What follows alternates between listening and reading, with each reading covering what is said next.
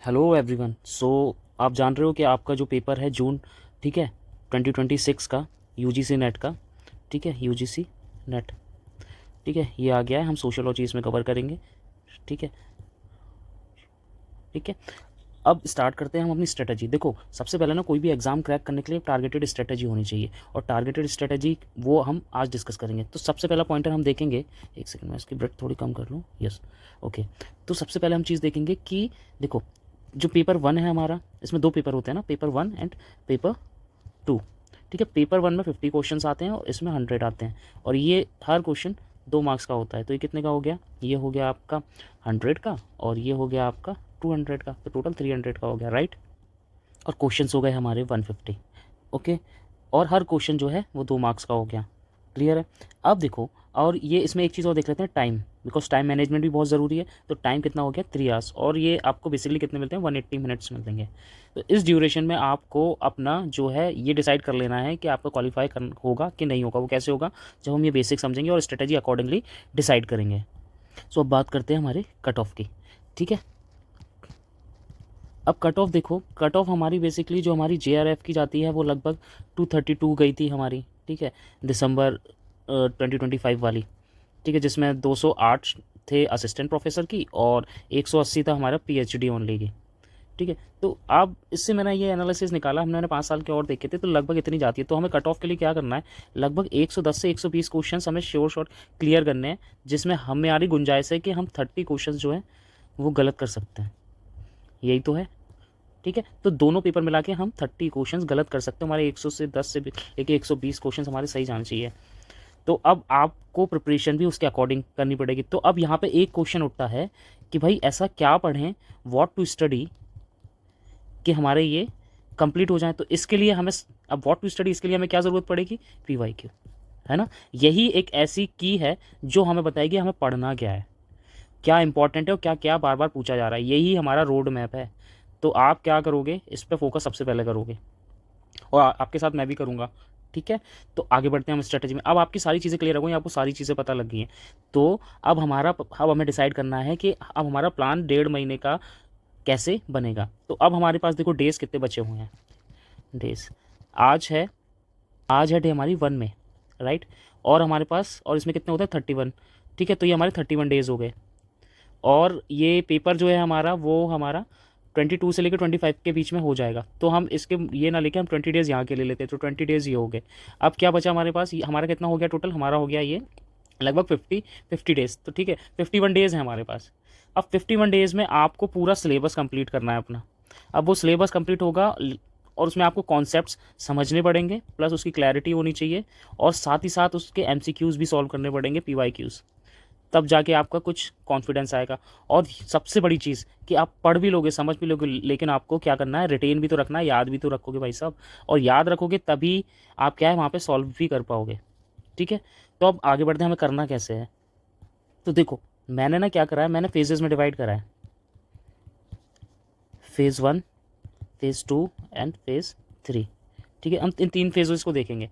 तो हम पहले फेज़ की बात करते हैं। तो पहले फेज़ में हमारा क्या होगा? हम 31 डेज़ तक लेते हैं, जिसमें हमें 2 चीज़ें करनी है। एक तो हमें सिलेबस पढ़ना है, ठीक है, किसका? दोनों का, पेपर 1 एंड पेपर 2 का। एक तो हमारा सोशियोलॉजी हो गया, और दूसरा हमारा जो हमारा पहला जनरल हो गया, ठीक है, क्लियर है। टीचिंग एप्टीट्यूड जिसे आप कहते हैं, रिसर्च एप्टीट्यूड, ठीक है। फिर सिलेबस के साथ हमें क्या लगाना है? पीवाईक्यूज़। अब कैसे करोगे? देखो, ये पीवाईक्यू जो है ना, आप क्या करो, 2 दिन में एक सॉल्व कर लो, 2 डेज 1 पेपर, ठीक है। जब आप इसको सॉल्व करोगे 2 डेज़ में एक पेपर को, तो आपके 30 दिन में कितने हो गए? 31 दिन में कितने हो गए? एक दिन का बफर लेके, तो आपके 15 पेपर्स हो गए।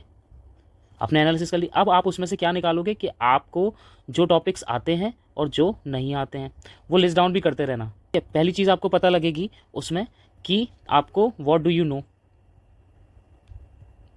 ठीक है। दूसरा, what you don't know, and तीसरा, इम्पॉर्टेंट टॉपिक्स प्लस ट्रेंड्स। ये पता लगेगा आपको, क्लियर है, ओके। फिर आप जो इम्पोर्टेंट टॉपिक्स हैं, जो हमारी 10 यूनिट्स हैं, वो आप कंप्लीट करोगे। और आपको धीरे धीरे पता लगने लगेगा कि जब आप ये PYQ सॉल्व करोगे तो 5 ईयर्स के बाद आपको लगेगा कि बहुत सारे टॉपिक सिमिलर ही हो रहे हैं, बस वो क्या कर रहे हैं, रिफॉर्म करके पूछते जा रहे हैं। ठीक है, ऐसे ही फिर आप डेली कोशिश करोगे कि एक यूनिट इसकी पढ़ लो। ठीक है, ये ज़्यादा बड़ी नहीं होती, सिंपल ही होती हैं। मैं ही आपको पढ़ा दूंगा, मैं आपके इसके टोटल 10-12 लेक्चर ले आऊँगा और उसमें हम ये कंप्लीट कर लेंगे। मैं वो सिंपल वे में आपको सारा एक्सप्लेन कर दूंगा, तो इसकी आप टेंशन मत लो। फिर आता है सोशियोलॉजी। सोशियोलॉजी भी मैं कोशिश करूँगा आपको पूरा, कोशिश क्या मैं करूँगा, पूरी यूनिट आपको कंप्लीट करा दूंगा रैपिड में। ठीक है, विथ एक्सप्लेनेशन। अब यहाँ से आपको पता लग गया इंपॉर्टेंट टॉपिक्स। यहाँ से देखो बुक्स पे बहुत ज़्यादा क्वेश्चन आते हैं। ओके, अब बात करते हैं हम हमारे फेज़ 2 की। फेज़ 2 में क्या करना है, देखो फेज़ 2 प्लस फेज़ 3 ये दोनों एक साथ ही करोगे आप।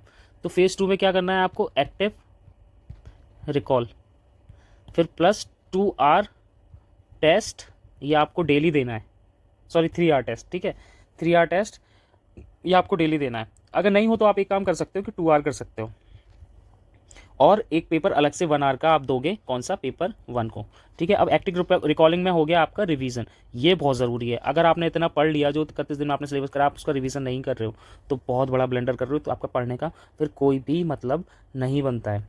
ठीक है, अब इसमें ये नहीं है कि जो हमने फेज़ 1 में करा था, ठीक है, वो आप रिवाइज़ नहीं करो, वो तो आपको रिवाइज़ करना ही है। और उस रिवीजन के साथ आपको क्या करना है, जैसे फॉर एग्जांपल मैं आपको बता देता हूँ कि आपने कोई भी टॉपिक पढ़ा, ठीक है, मानो यूनिट 1 पढ़ा, ठीक है, तो यूनिट 1 का आप मान लो कोई भी थिंकर पढ़ रहे हो, तो उस थिंकर को आप क्या करोगे, उसके वहीं पे जो उसकी स्टोरी है, जो उसका की आइडिया है, वो लिख लोगे।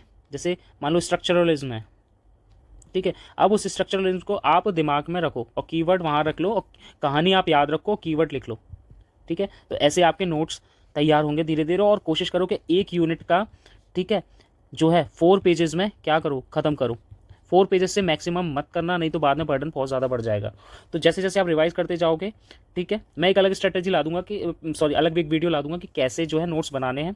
लेकिन उससे पहले आपको कोशिश ये करना कि 4 पेज से ज़्यादा जो है नोट्स नहीं बने एक यूनिट के। तो आपके टोटल कितने यूनिट हो गए, हमारे 10 यूनिट्स हैं, 4 पेजेस हो गए तो 40 हो गए, और आप इसको जो है रेगुलर रिवाइज करते रहोगे तो आपके लिए बहुत ईजी हो जाएगा। और जो भी हमारा PYQ में आ रहा है वो उसमें ऐड ऑन कर देना। तो कोशिश ये करना कि वो आपकी चीज़ें कंप्लीट हो जाएं। और उसके लिए भी मैंने अपने जो यूट्यूब चैनल है उसके पोस्ट सेक्शन में जाना, उसमें मैंने ना अपने नोट्स कैसे शॉर्ट्स में है वो उसका मैंने एक सैंपल डाला हुआ है। ठीक है, तो वो आप देख लेना, रेड कलर के पेन से लिखा हुआ है। फाइन। तो अब जो आपका ये डेली का प्लान है ना, आपको 5 से 6 घंटे तो आपको डेली देने ही देने हैं। देखो मजाक तो चलेगा नहीं, क्योंकि 60 दिन ही बचे हैं, सॉरी 50 दिन बचे हैं। तो इसमें आपको करना क्या है, इसमें आपको यही करना है कि आपको जी तोड़ मेहनत करनी है, क्योंकि आपका एग्जाम निकलेगा, सक्सेस आप हो गए तो कष्ट भी आपको ही झेलना पड़ेगा। तो आप कोई भी ऐसा काम मत करो अभी कि जिससे आपका टाइम वेस्ट हो। ठीक है, scrolling videos, shorts, reels, whatever you are doing, वो कुछ मत करो अभी कुछ टाइम के लिए। देन ठीक है, हाई वेटेज टॉपिक आपको PYQ से मिल जाएंगे। मॉक टेस्ट आप लगाना ही है आपको, मॉक टेस्ट के मैं भी PDFs डालते रहूँगा, सब आपके लिए फ्री होगा, कोई भी पेड नहीं है, जो सब पेड है वो ठीक है, जिसका जिसको लेना है वो ले लो। मैं आपको अभी फ़िलहाल फ्री सारी चीज़ें अवेलेबल कराऊंगा, मैं पढ़ाऊँगा भी आपको। अल्टीमेट ये है कि आप मेरे को जानो कि हाँ भाई यहाँ एक सारे हैं वो पढ़ाते हैं, मस्त पढ़ाते हैं, फ्री ऑफ कॉस्ट सबके लिए यार। बेसिकली देखो education is a free thing. ठीक है, ऑल दो सम इंस्टीट्यूशंस और कुछ लोग लेते हैं, वो उनका रीज़न है, वो लेना बनता भी है एक्चुअली, क्योंकि उन्हें एम्प्लॉयज़ रखने हैं, बहुत सारी चीज़ें होती हैं, XYZ है, वो आप खुद समझदार हो यार। देखो इंस्टीट्यूट चला रहा है कोई, ठीक है, कोचिंग चला रहा है, YT पे आके पढ़ा रहा है, एफर्ट्स लग रहे हैं, मेहनत लग रही है, तो कहीं ना कहीं वो भी डिमोटिवेट नहीं है, तो पैसा लेना चाहिए। बट फिलहाल मैं आपसे नहीं ले रहा हूँ, आपके लिए सारी चीज़ें फ्री हैं।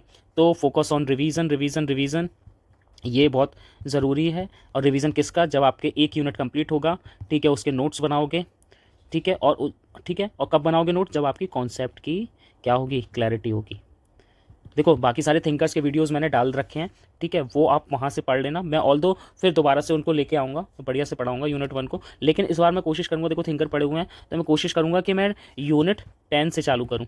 ठीक है, उल्टा चालू करूँगा। रीज़न बिंग क्योंकि हम ये हमारा लैक हो रखा है, तो अब वो वाले रिकॉर्डेड लेक्चर वहाँ से पढ़ लेना, फिर मैं यूनिट 10 से चालू करूँगा, तो मैं उसको फटफट जल्दी जल्दी से हम लोग उसको कंप्लीट कर लेंगे। और फाइनल स्ट्रेटजी लाइन में यही बोलूँगा आपसे, रिवाइज करो मोर देन यू स्टडी। जितना ज़्यादा रिवीजन करोगे उतना ज़्यादा रिटेन रहेगा आपको, उतना ज़्यादा आप कॉन्फिडेंट रहोगे।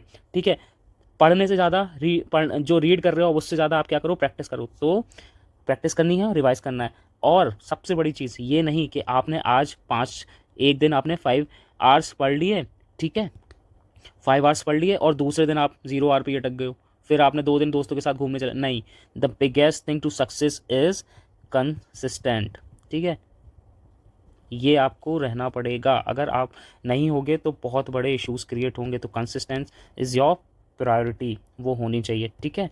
अब मेरे पे कुछ क्वेरीज आई कि आप अपना शेड्यूल बता दो। तो see the schedule is simple कि मैं जो है यूनिट 10 से चालू करूँगा, ठीक है, और हम 1 तक जाएंगे। कोशिश ये रहेगी कि जो मैंने थिंकर्स के वीडियोस डाले हैं वो आप एक एक करके उसको सारे देख लेना, ताकि वो उसको कवर कर लो। और मैं कोशिश करूँगा कि इसमें भी जो भी थिंकर्स आएंगे ना, मैं वहाँ आपको एक्सप्लेन कर लूँ। इफ़ यू वांट कि पहले मैं एक बार थिंकर्स का क्विक रिवीजन करा दूँ, यूनिट 1 का क्विक रिवीजन, तो आप मेरे को वो कमेंट सेक्शन में बता देना। नहीं तो फिर मैं क्या करूँगा कि मैं वहीं से पीछे से चालू कर लूँगा, ठीक है। और दूसरी चीज़ कि मैं उसमें आपको मेथड्स भी बताऊँगा कि आपको क्या करना है, आपको चीज़ें रिवाइज कैसे करनी है, रिटेन कैसे रखोगे, याद कैसे रखोगे, और एमसीक्यूज़ कैसे सॉल्व करने हैं, ठीक है। ये सारी चीज़ें मैं आपको बताऊंगा, ठीक है। और पढ़ने का तरीका भी बताऊंगा कि कैसे पढ़ा जाता है और कैसे उसको लॉन्ग टर्म में याद रखा जा सकता है। अगर आपका फोकस नहीं है तो उसके लिए आप क्या करोगे, जैसे फोकस नहीं है तो आप पोमोडोरो टेक्निक यूज़ कर सकते हो, ठीक है। इसमें क्या होता है, इसमें ये होता है कि आप 25 मिनट का ब्रेक लगा लो। ये 25 मिनट के आप पढ़ोगे, उसके बाद 5 मिनट का ब्रेक लोगे, ठीक है। लेकिन 25 मिनट में आप सारी चीज़ें कट ऑफ कर दोगे, आपकी डेस्क खाली होगी, कुछ नहीं होगा। और इसमें से 25 मिनट आप कांस्टेंट फोकस पे रहोगे, किसी चीज़ से मतलब नहीं, मोबाइल स्विच ऑफ, सब अलग, नो नेट नथिंग, आप डायरेक्ट उससे पढ़ो, ठीक है। ये हो गई। दूसरी, अगर आप जो पढ़ रहे हो आपको समझ नहीं आ रहा है तो आप क्या करो, फीमैन टेक्निक का यूज़ करो, ठीक है। फीमैन टेक्निक क्या होती है, मतलब ऐसे पढ़ाना है आपको कि आपको समझ में आ गया है तो आप 5th क्लास के बच्चे को भी पढ़ा ले जाओ वो चीज़, तो मतलब समझ लेना वो आपको समझ में आ गया। तो ऐसी बहुत सारी टेक्निक्स है, मैं आपको बीच बीच में बताता रहूँगा। इफ़ यू वांट तो मैं प्रॉपर स्ट्रेटेजी के साथ मैं आपका वीडियो भी ला दूंगा कि आप कैसे करोगे, कोई एग्जाम कैसे क्रैक करना है, उसके लिए भी मैं 5-10 बार स्ट्रेटेजीज आपको बता दूंगा। Although we are on a right path, बस आप उसको फॉलो करते रहो, मैं आपको सारा कवर कराऊंगा फॉर श्योर, ठीक है। So best of luck, have a nice day.